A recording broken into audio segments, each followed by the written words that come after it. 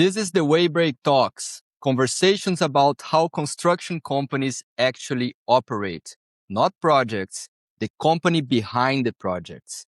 I'm Guilherme Moreira. This is Boris Germanov, managing partner at Boris and Associates, and together we co-host the Waybreak Talks. First episode, no guests. It's just us telling you what the show is and why we built it. And the name is the right place to start. That moment when you realize the way you're running, it won't carry you to the next level. That's the way break. It's not a crisis, it's a turning point. And every company that outgrows its old way of operating hits it. This show lives in that moment. So if you run a contracting business, here's how you probably are feeling. The company doubled. You have more projects. You have more people. You have more reports than ever. And somehow you can see less than you could at half that size. Nothing broke. It just got foggy. Boris, you've spent 20 years inside these companies, 300 million revenue plus, self-performing contractors, good reputations, real track records, and you've sat across from leaders living exactly that fog. When one of them tells you, I used to see everything in this company and I can't anymore, what's actually happening inside that business? Well, Guilherme, first of all, thank you very much for the introduction here of the Waybreak Talks. This is a great adventure that we're going into. I believe that we're going to be providing a little bit of um, straight vision from the chaos, and hopefully this podcast and this Waybreak Talks that we call it is going to bring some clarity to a lot of things that people are seeing. And, specifically to your question, I see tons of companies out there are actually, people are calling us for, through Boris and Associates to resolve issues that they have, but they're looking at a wrong problem. You know, usually people that call us will start with the following act. We need to become an AI driven company and we need to be AI first and we need to be doing this. Well, you know, let's break it down and let's understand why we put together the Waybreak Talks, because it is so important for all of those people and all of those leaders to understand one and only one thing. You've been doing business for a long time. You've scaled your business. You did a lot of amazing things, but stepping back sometimes is most important. And you need to have the right vision. Sometimes that vision is clouded by years of experience and years of this is how we've done it and this is how we do it. Unfortunately, because of tremendous amount of technology that has been spanning now in the last 10 to 15 years, and it's accelerating. And AI is just one example of this. But everybody in every other vendor out there is trying to sell you on buy this technology is going to solve your issue. I'm sorry, but it's not going to solve your issue. And this is the Waybreak Talks. This is about why people are not scaling their businesses or they're feeling foggy or they're feeling is because your operating model has to change. Your data has to be structured. You cannot become an AI driven company without a system in place, an operating model that is adapted to today's world. And this is where I believe a lot of leaders and a lot of people are looking at through the wrong lens. And I understand they hired a lot of technical gurus and technical people out there. There's a lot of people, and I can understand they're not clear. And then you put on top of that the Microsofts of this world and the AWS people of this world and the Procourse people of this world, and you put all of these technology companies that are selling the best next thing. Um, well, if we step really back, what made construction great? What made construction great is not systems, like technologies, like software. This is not what made companies great. It's people. So the number one factor of every single one of those is people. Obviously, second one is processes. And the third, obviously, is technology. Everybody knows these three things, right? But now, what's really important is how do we break that down? How do we ensure that all of these things are properly cohesive into a future target operating model that your company should be looking at, but is not? And hopefully, through many discussions in the future, and through our exercise with Jeremy, to look at the different companies and specifically to leaders that want to share, because that's another aspect of the Waybreak Talks is sometimes leaders among those mid-market companies, they don't want to necessarily share. And they don't want to expose the fact that, hey, I have a problem here, you know, but I'm going to hire the right people and then I'm trying to solve it.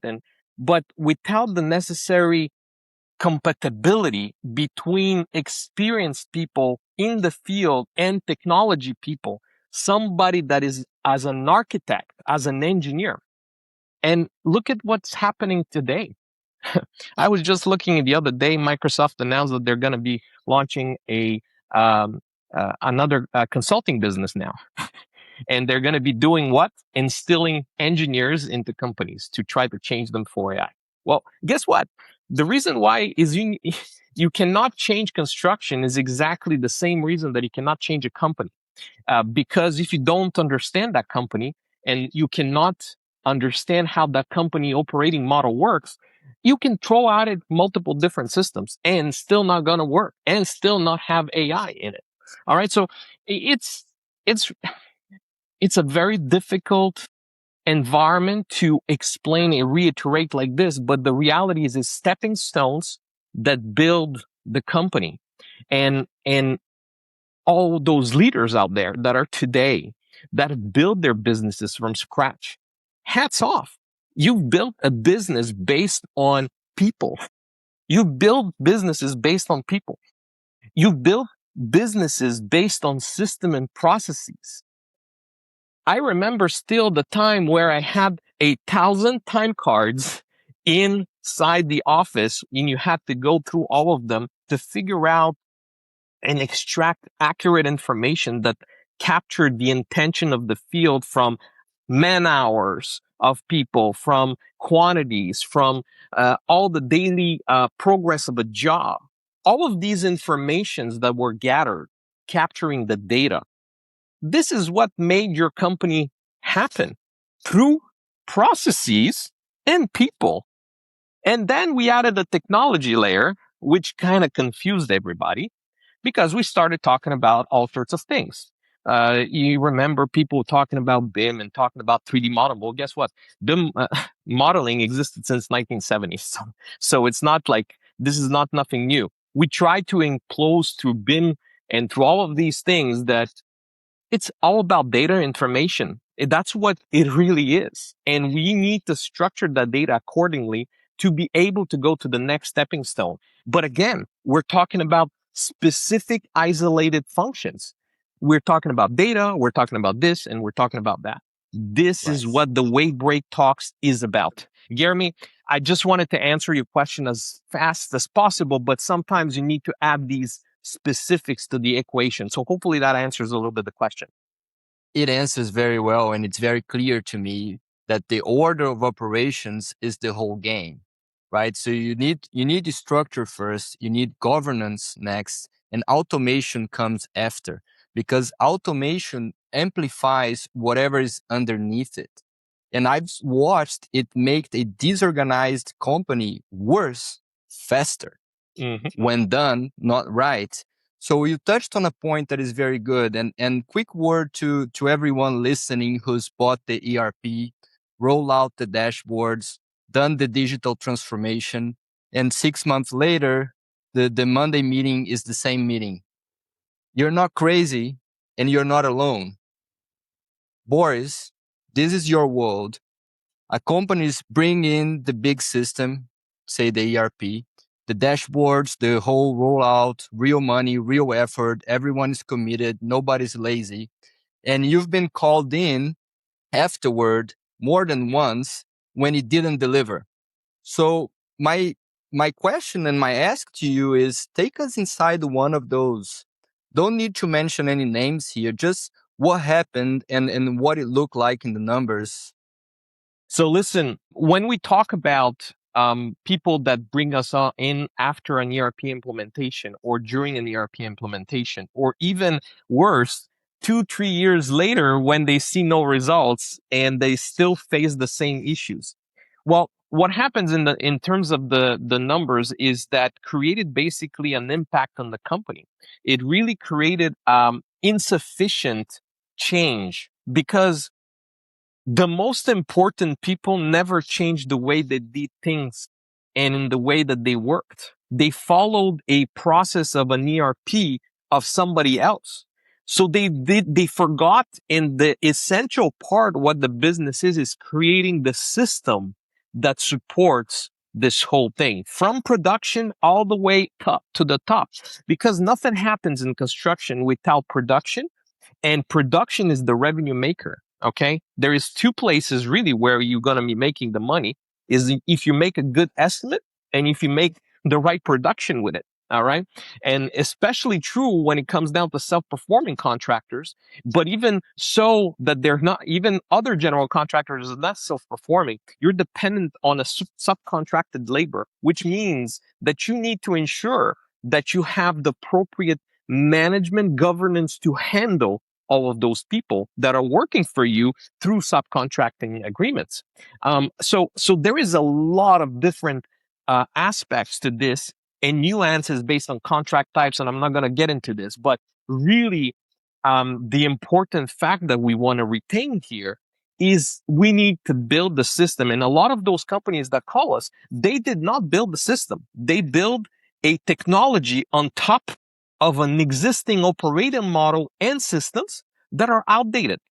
And obviously, when an ERP consultant or a company, and name it, I can tell you, Accenture, I can tell the big four, all of them, okay? Any of those companies that are consulting companies charging $895 an hour sometimes for things like this. I'm going to tell you straight up, this is where we think we're doing something. We think we're changing the business, but reality is your system is still remains the same. Your people have not had the proper system in place for training. What I mean by system is the following. How do I adequately onboard all my production people from instilling a governance of foreman, superintendent, project manager, all of those layers, but very simply targeted with a particular governance structure? How do we make that happen?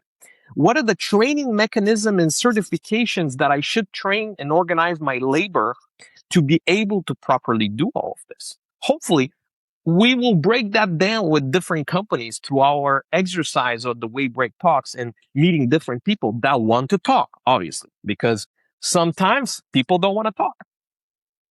That is a very good point, and I think I want to go a little deeper on this because it's clear now that companies they scale operationally before they scale structurally. Mm-hmm. And margin gets won or lost in estimating accuracy, in production predictability, and basically how fast bad news reaches the decision makers, Mm-hmm. right? So let me ask you this, this honest question, because you could have kept all of this inside client work. You could have written a book, maybe, but instead you're putting conversations on the record after everything that you've seen in 20 years, why does this show matter? What do you want it to bring to the person listening? So, Jeremy, this is an exceptional question, and I think it's worth a while to answer it properly. So, really about transmitting knowledge and helping the industry that helped me in the past is what really the outcome here is.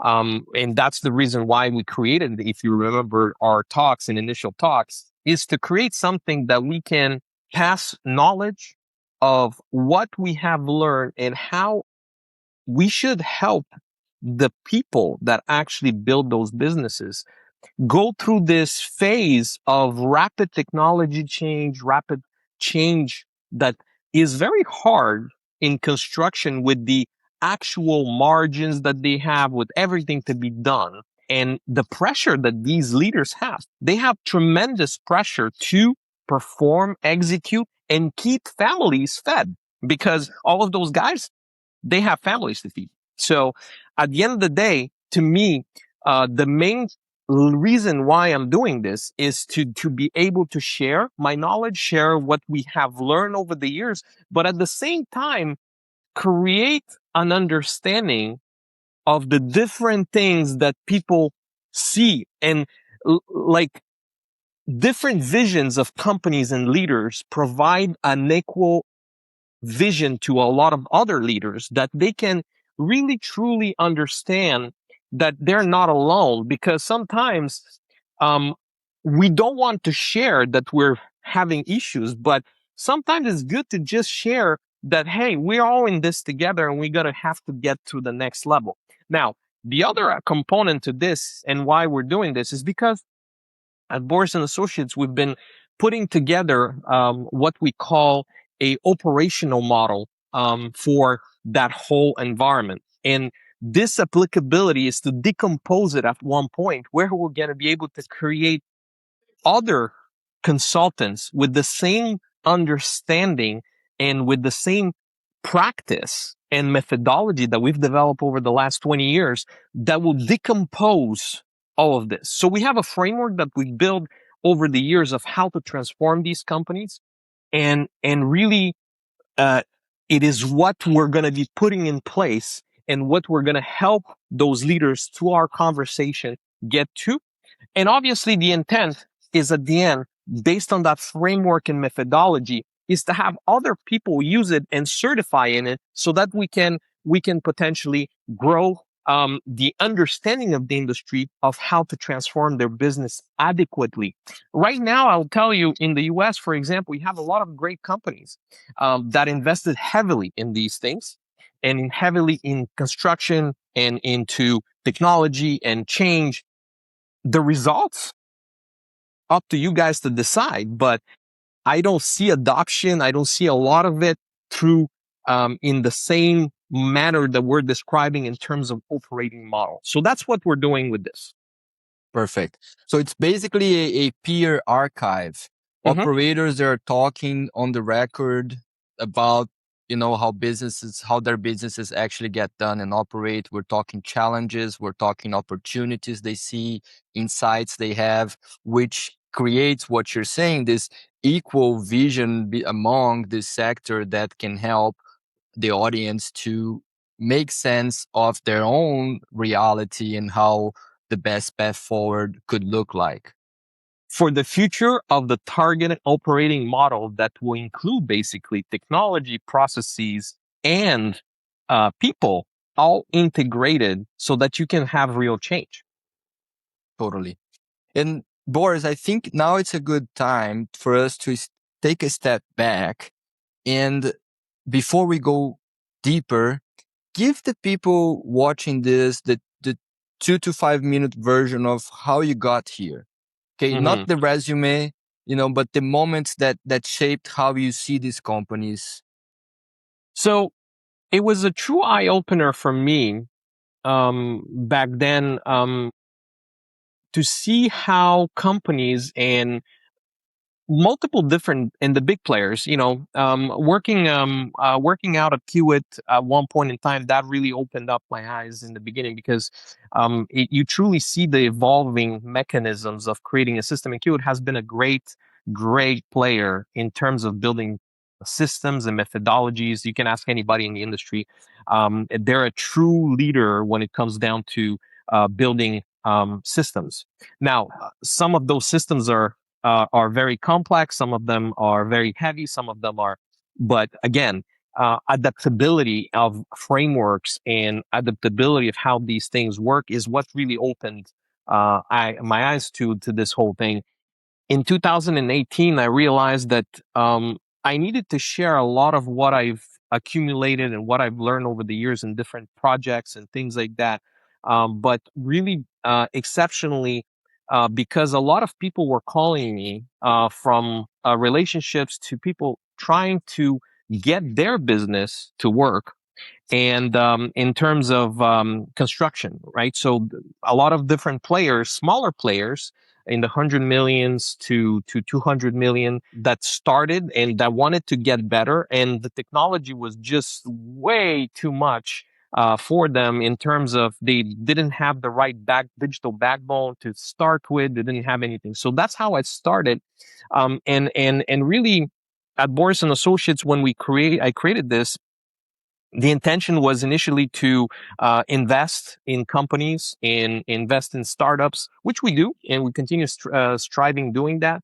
But our focus mainly is on around consulting and bringing those people to a different position or a different understanding of their operating models through discussions, internal discussions. Our engagements sometimes are lasting 1 year to really make a full detailed diagnostic based on our framework to understand how that works. So, but really, the essential part of what I'm trying to tell you here is what really opened my eyes is how many companies are being forced to buy different technologies. And when I say force, not force like, hey, you have to do this and you have, no, they're being sold a marketed dream about how put all of those systems in place and it's all going to be okay. And that's what I opened my really, I had my eyes open when this happened, because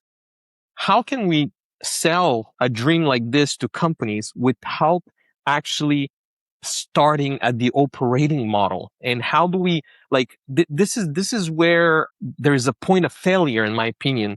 And that's what we got our eyes open to. And since then, since 2018, it's been an amazing adventure, because we've been able to harness that, obviously, through growing and through access to people, right? Because we really, in order to accept the client, we have to vet them out, and we ensured that they really wanted to do this, because um, uh, it's not about consulting for us. It's really, are we going to be able to change the operating model, or is this going to be just another pet project for the corporation and for the board of directors and for the CEO? That's the discussion we have at that level, because at one point in time, we just don't want to spend our time. We're not an outfit that is a multi-billion dollar outfit. We're truly looking at people and going with them to solve an issue that they have in terms of operating models,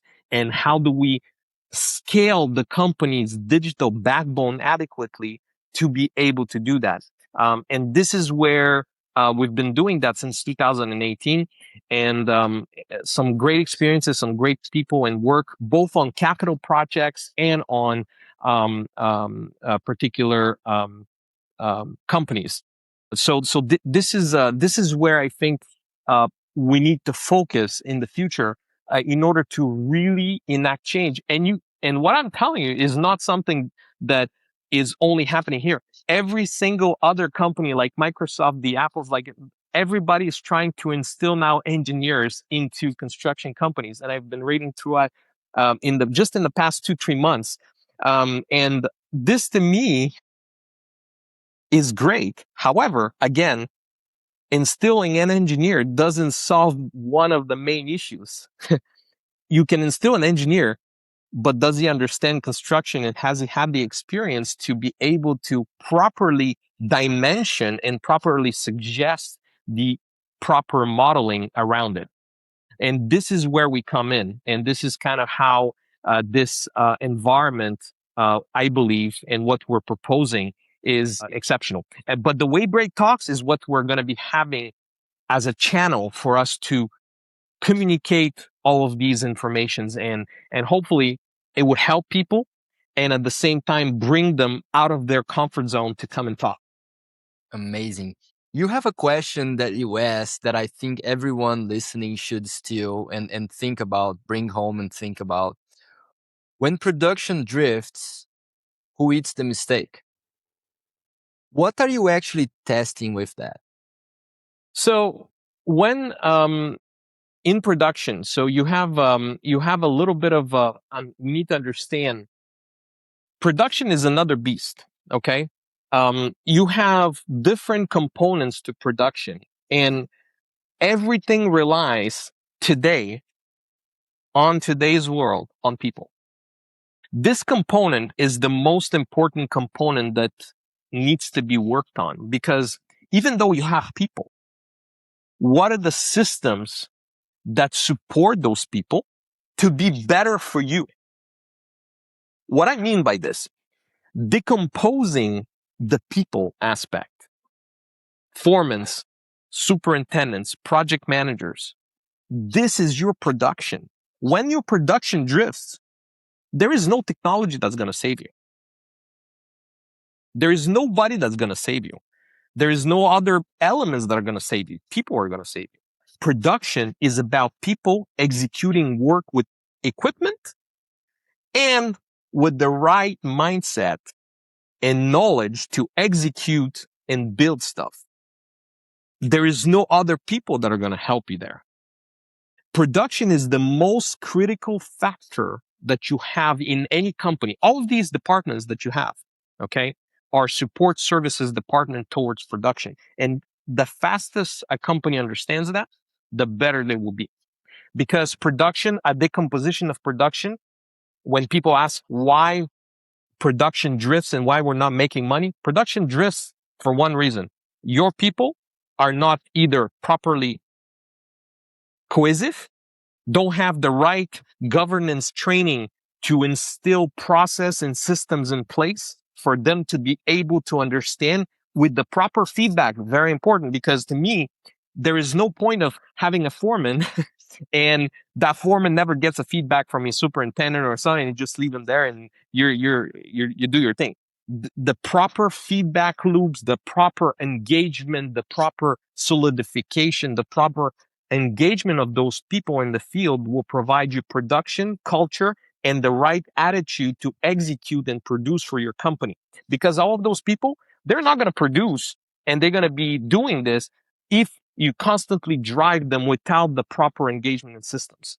And this is kind of where I want to break that down further at another podcast or another talks, because to me, the key to a successful implementation of any technology, anything like this, starts at people and at all layers of the organization. So your question, how does production drift and what happens and why this people talk about it? Well, production will always drift and always be losing money. And you're always going to be doing this until you instill the proper people, processes, and systems in place so that production can excel, and with the right feedback loop, because these are people, they are not machines.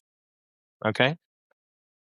Boris, you've been doing this long enough to have the scar tissue of your own, not the clients, but yours. So I would love to get a real world example of a failure, a problem that you have helped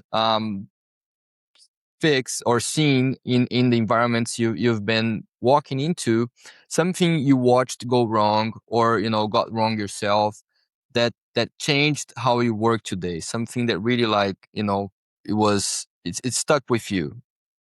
Can you give us an example? So One example? I have many actually in my head. I'm just the best one I think, and we're gonna stick to production because we started on production, and it's one of my favorite topics here.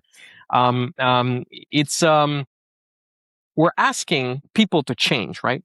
And change is one of the most difficult aspects, and this is what basically is the go or no go of a failure, either succeeds or not succeed, because of how we are providing the change mechanisms in all of this. And one of the failures that I've been exposed to is when we're trying to push top down a particular type of systems or technologies. And one example, and one client that I had, you know, the way it worked is we had a contract. The client asked for ACC, which is basically the construction cloud from Autodesk, and they needed to implement this, and this is how we're going to be working, and this all of this. They put it on the enterprise level at the company, and they just basically pushed it down to everybody. And this is what you're going to use, and this is how it's going to work, and this is how everything needs to happen. One thing that we just forgot: you just basically pushed a technology to your people, without with destroying basically the first fact that we discussed in production, is building the feedback loop and culture and the right understanding of what the processes are, because you're forcing someone to do something without the proper aspects of what to get them to execute what you want them to do. The client might have asked you to have that, but you as a company should have had already the reaction to say, that's great, ACC is there, all right, that's the client requirement. But for us, we're a construction company, and I'm not going to go in and implement a technology that, because the client asked it and because I have the same client multiple times, I'm going to implement it because he wants us to use that. Okay, we as a company have our own governance, and this is where the mistake most of the time comes, is because there people are being pushed towards all sorts of different technologies and different things, both on the contractual side, both on they believe that that's what needs to happen. The reasoning here is, in what I'm trying to say, is should not force systems. You should not create. You should create the company governance structures and systems with the right technology and roadmap to be able to properly use that same information that you're doing on a daily basis, part of your own system. Your system is your system. This is what I was talking about, creating the adequate system in place and not pushing it in. Okay. And that's afterwards becomes an integrability problem. It becomes data circulation problem, but it's not necessarily changing the governance of the company, of how you push down systems and how you change people to use things. And this is where I've seen a lot of mistakes and a lot of failures, even on our when we on our own side. We have to be able to accommodate based on companies' particular structure and technology that they already had. I have a client, for example, that has all of these systems in place, okay, but none of them is integrated. None of them is actually working for them. Okay. And so they've created all sorts of other things. Now you exhaust your people. So point of failure, and point of what I was trying to bring to your question is really that is the exact moment and the exact thing that we need to not do. But it's one of my biggest eye openers when I looked at the number of companies that were calling me for similar things because they had lived through something like this. And so I think that would be the answer to your question. Yeah, totally. Control failures, it is evident in like late forecasting or like claims friction, rework, right? You can see these patterns across the work being done. Mm-hmm. And it's really like when you put that governance, it works more as a recognition mechanism for these patterns, right? Correct. And look, governance makes builders flinch a little bit, right? When Mm-hmm. you put that word out there, they're like, oh, but it sounds like bureaucracy, but the same companies, they run flawless safety systems under pressure every day. The discipline is already in the building. It just never got pointed at the business as a whole. Mm-hmm. So, Boris, as we approach the tail end of this introductory episode, when we designed this, we agreed on something from day one, is that we would rather have a smaller room with the right people in it than a big room full of the wrong ones. So, draw that line for us. Like, who is this for? And just as honestly, who should skip this? Yeah, so this podcast and this Waybreak Talks and the way we built it together, Guilherme, as you remember our initial discussions, is not necessarily for companies that are in the 4, 5, 6, $7 billion. They most probably have some systems in most of the systems in place. They have a governance in place. They're national, multinational companies. So this is not about them. We wanted to help the guys that are in the middle, the guys that usually get ignored, and the guys that don't necessarily have the right tools, the right people, and so these are the people that we want to truly to help. What does that mean in categorization in terms of revenue? I'm not going to necessarily talk about revenue specifically here, but uh, obviously we want to work and we want to be able to talk with people that have an experience at scaling their company up to 100 million, because scaling it past 100 million is where it starts really getting tough. And so, and even before that, it's tough to get to that 100 million. But we want to get to that middle ground between 100 million, 700 million. This is kind of where there is a lot of transitions, a lot of uncertainty, a lot of things that need to happen, and that need to happen and move fast. And so we want to concentrate with those individuals and specifically those companies. Doesn't mean that we don't want to talk to the 25 million, the 50 million people, dollar companies in construction. I just think that there is certain steps in the system to be put before we can start having that conversation. Obviously, we are never going to refuse anybody. And we discussed about that, Guilherme, that wants to come and talk about their experience and wants to profit from this, because I think the earliest you start, the better you would be, and you will be faster at doing this. So essentially what I'm trying to tell you is that that's why I didn't want to talk about necessarily revenue here. A company is a company, and a company that wants to drive revenue and scale and put systems and processes and technology and really put a governance from the get-go so that they can really start a target operating model for them to scale. I think I will never say the contrary, but they're welcome to come and join us, because I think that's the most important part of what we're trying to do, is share the most. Some of them will be, it will be a little bit a lot for some of these things, but um, essentially it's never too late to start the educational process and to start these discussions early so that you can profit later as well. Perfect. And in plain, simple English, if you're a leader running a company, overseeing multiple projects or regions, owning financial and operational performance, if you're a leader that is responsible for outcomes, you belong here. You will take great value from this podcast, from this great conversations we'll be having.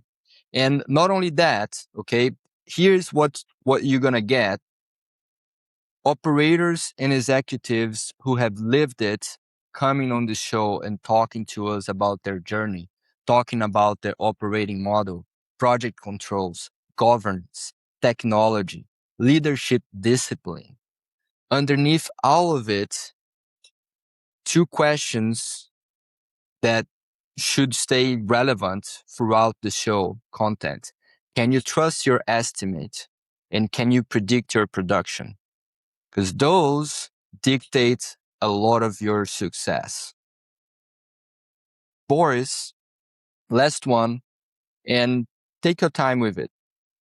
Someone that is listening right now, a strong company, good reputation, 20 years plus of work behind it, and they've got less clarity today than they had 200 people ago. They're not going to call anyone. They're just listening. So give them one question, one thing to go ask about their own business this week that could really bring some clarity to them. One of the question is everything starts of you as a business owner, where do you want to be strategically speaking?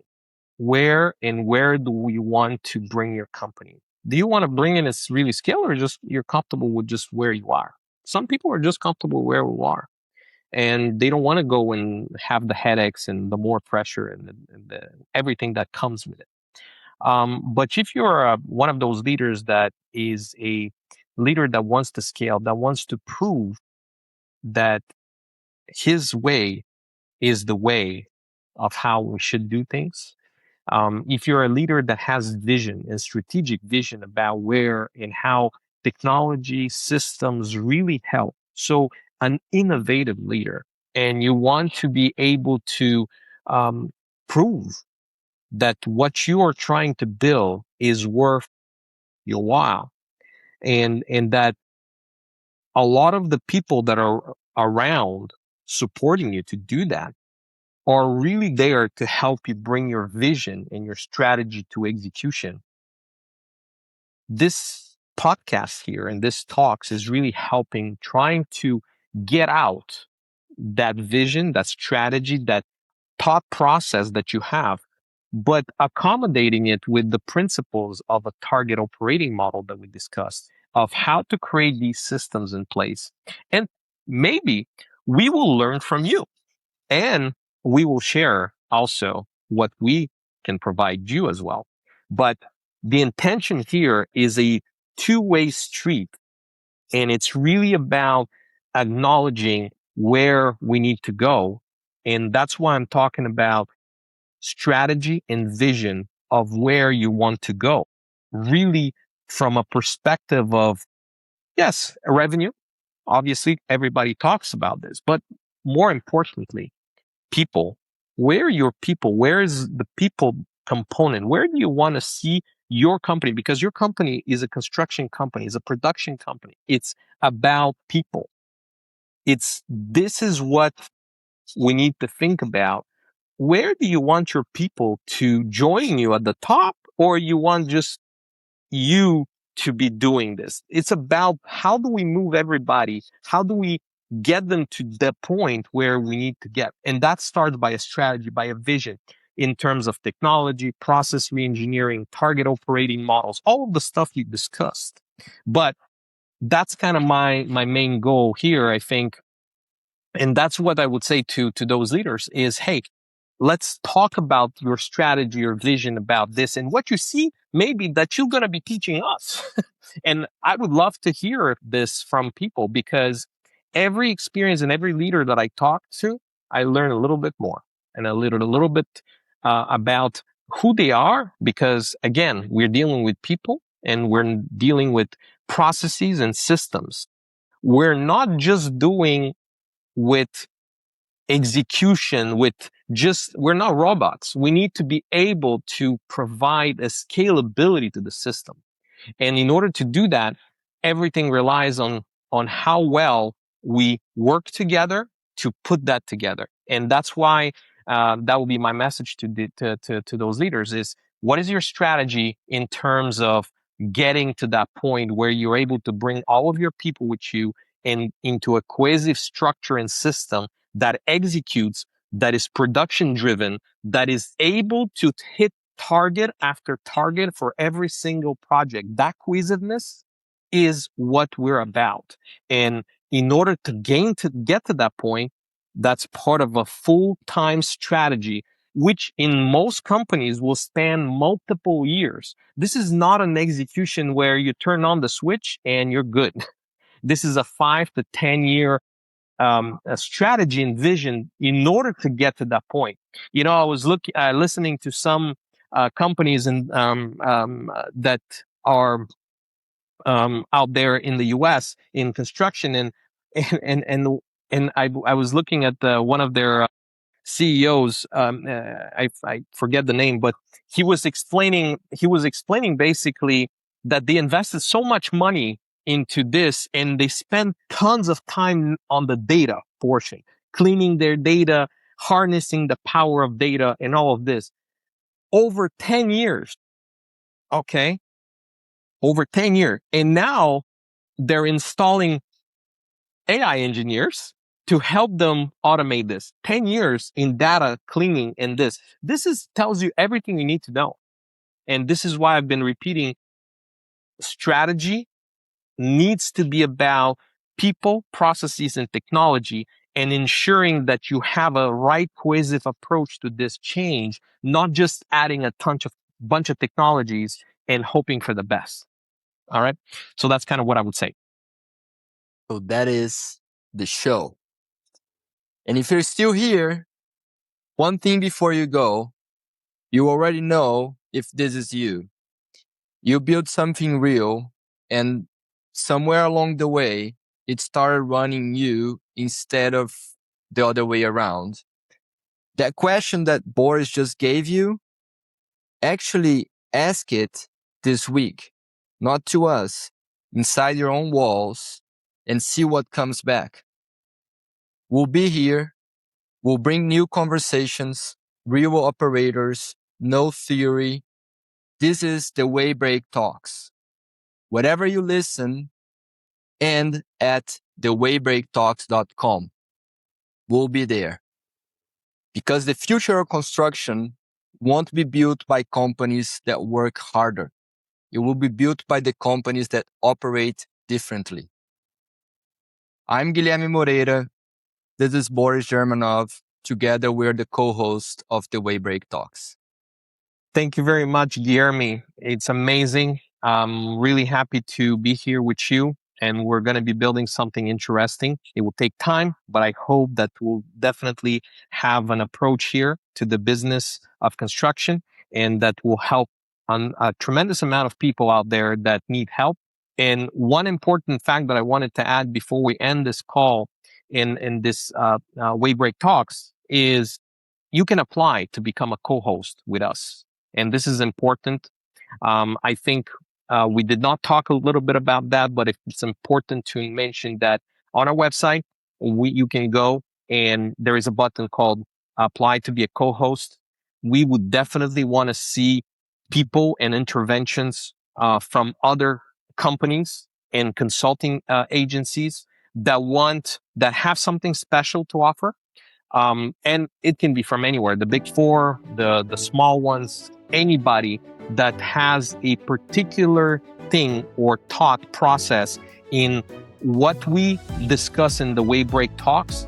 And this would be an important perspective to share, because if we're able to bring multiple different visions and aspects to this conversation, that's why we named it the Waybreak Talks, because it's about conversation from different types of vision of how to actually enact the strategy of a company for a target operating model that scales, driven by people, processes, and technology. So if you want to be a co-host, go and apply.